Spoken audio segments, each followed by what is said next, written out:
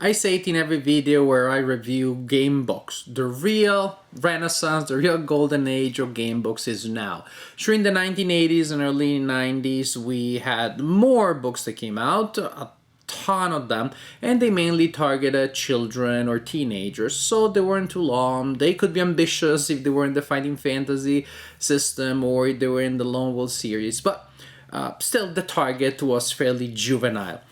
The real fun, in a sense, is now because the audience is the same people that now are 40 years or more, so we are more demanding, we're more discriminating. Authors of game books have an incentive to give us more sophisticated stuff because we know that that's what we want, but that is also what we appreciate. And also, as we tend to be middle-class and middle-aged readers, so we have more money to spend. And so it is now possible to produce longer and more ambitious books than back in the day. That's why, truly, some of the best game books, when you go past the nostalgia, truly, some of the best game books, or at least some of the most ambitious, most challenging, most fascinating books are coming out now. In this video, I'm going to talk precisely about a book of a kind that we didn't have back in the day, because books that are 1,000 paragraphs or more, they're not uncommon now, and they were unheard of back in the day. Today, I review Rider of the Black Sun, which comes, at least in my edition, in the Eternal, Dragon Master Eternal edition, comes in this nice box here, which has the book and also a couple of other interesting things. Comes with dice. It is a game book proper, not just purely narrative, because it has game mechanics. It has a die that is used to decide the phases of the moon. How cool is that? That's one of the randomizing factors. We have a coin that is also used as a randomizer. Then we have the book itself. We'll talk about this with 2 bookmarks coming. Because when you read a game book, sometimes you're in multiple places at the same time. It's kind of funny. There are passages with the book says, go to that paragraph, maybe put a finger here to bookmark the paragraph so you can come back. Like no one had ever done that or realized that. We have a CD with a soundtrack. I haven't listened to it because I don't like music, so that's why. It's distracting. But I'm sure it's excellent. I'm sure you'll like it.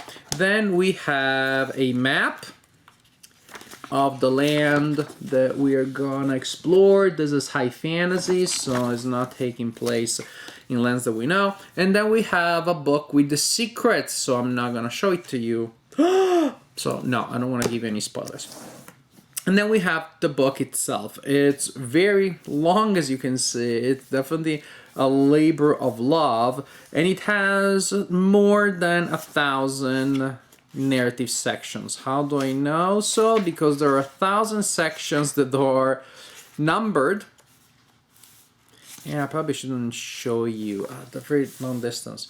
So 1,000 sections that are numbered, and then that are a main sequence of numbers from 1 to 1,000. Then you have other sections that have letters and numbers, say section T12, T14, B4, C57. As you can see from these little bands here, they indicate the different letter sections. So 1,000 paragraphs here and several hundred here, which I haven't counted. Lot may happen in this book. It has game mechanics of a kind that is fairly similar, sort of Dungeons and Dragons like. It's about rolling dice, applying a modifier based on your stats, on your skills, on whatever items you're using, and trying to meet or exceed a target number, which you will, as a procedure, they will use when you're taking tests in a certain category, but also when you're fighting, because you're rolling to attack to meet or exceed the defense of the opponent, and then when you are rolling your defense or trying to meet or exceed the attack of the opponent, plus other mechanics that will emerge. And in fact, it's interesting that the game introduces them to you gradually, almost like a video game tutorial. You start reading, and after the first chapter, you learn a couple of more mechanics, and then later you learn more mechanics, and so on and so forth. I'm not going to tell too much about the story, because actually it has a strong component of mystery. It's not a fantasy adventure where from the beginning you're told, oh, you need to defeat the wizard or the warlock of Firetoad Mountain or retrieve a magic sword. It's more like something that happens actually I notice in text adventures, digital text adventures very often, in which it just starts and you're there and it looks like you don't know exactly who you are. And here it starts, again, it's the first scene, so I think I can tell a little bit about it. Well, it starts in a strange situation in which you have no idea who you are, how the heck you're doing there, and how you got this, yourself in that situation, and you have to get the heck out of there. And from there, the situation evolves. Definitely, it is a story in which part of the story, a large part of the story, is figuring out who you are, and then later figuring out who you really are, and then later figuring out who you really, really are and what it means. So I cannot tell you much about that. Maybe I already told you too much. But you will find friends, you will ride animals, you will fight a lot of enemies, you will visit different places. For a game this big, something that surprised me is that I expected there would be maybe more of an open world system, more ways of going to different places. And mind you, have 1,000 paragraphs, so you can explore, you can go in different places. But overall, you still have a structure that definitely has a main trajectory, a main direction. To the point that when you're making decisions, you'll make decisions within a section. So, for example, this section here, section 3, see they're numbered here. Section 3 starts at paragraph 351. And so if you do this, go to 368, you do that, go to 500. And basically this section ends, the chapter ends with paragraph 550. So you will be going around this area here until you reach the point where you enter this. When you find 550, then you move to the next, and then you'll be moving in this other area here, and so on and so forth.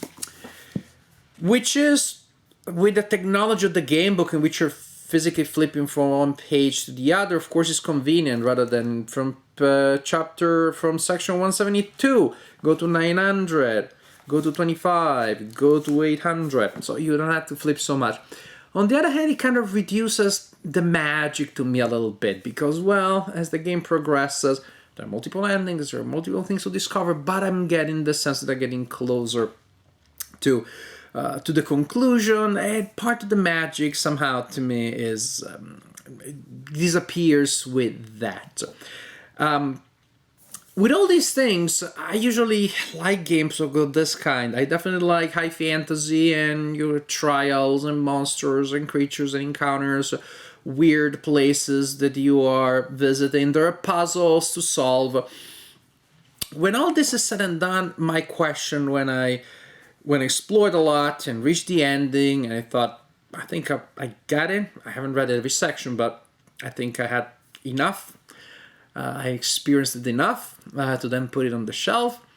My question was like, why did I not enjoy it more? Because this game book has all of the ingredients of game books that I really love, and yet somehow I couldn't quite get into it. Again, partially maybe just the linearity that told me more or less exactly how close I was to the big ending. But most of it, I guess, something with the prose. Somehow the prose has something, that's a quality that I found a little bit abstract, a little bit... It's not just that sometimes there's an adjective that doesn't seem to be in the right place or to have the right... to be there and hit the right thing. Sometimes there's a quirky turn of phrase and some strange word usages. At least that feels to me, not being a native speaker and reader of English, maybe there's something there that I'm missing. The prose felt somehow generic, and somehow it felt to really draw me in. And also the descriptions and the places, all the places you'll go, there are many encounters that you will have, many locales that you'll visit, but again, they felt somewhat generic. They felt somewhat like places that I'd seen before and I'd seen in other books, and they were more flavorful there. There was more detail, there was more immersion. Somehow, as I was going through the book, I also felt like I was going through the motions and making these decisions and going to a next paragraph that was interesting enough to keep me going, but not really to get me excited. And it may be a completely personal, completely idiosyncratic thing. Maybe you love it, and I hope you love it, because I'm always happy when people are happy playing games, reading game books, or just being happy. That's such an awesome thing. For some reason, I did not enjoy this book as much as I expected. I found it okay. I was interested. I kept thinking, so much work went into this. When is the big payoff? And it never quite arrived. There are plot twists, there are things that happen, but maybe again it's the prose that I found a little bland for my liking, not evocative enough, not atmospheric enough. And so I just felt almost that I was reading, I don't know, a book about a game book. Again, there wasn't that tingling down my spine that the prose or the setting of the scene or the creation of the characters, of interaction with the other characters, I expected it would give me. It didn't have the tingling down the spine. And so I don't regret the time I spent reading this book. I'm interested also, because of the experiment, because of the scope of the adventure, because of the puzzles, because of some of the other things, secret things that I cannot mention. But I don't know why ultimately I enjoyed it only so and so. And so this is to be my assessment. Very personal, very subjective, maybe more so than in other books. Red or the Black Sun, it comes with a lot of fun swag. It definitely has nice production values. The art is not sublime, but I think it's adequate. And the prose somehow, again, it did not draw me in. It's a massive game book. If you like the game book form, you definitely should take a look at it, if nothing else, for completeness, because you may want to see where the form is going. But I don't know. Again, I did not enjoy it as much as I hoped I would.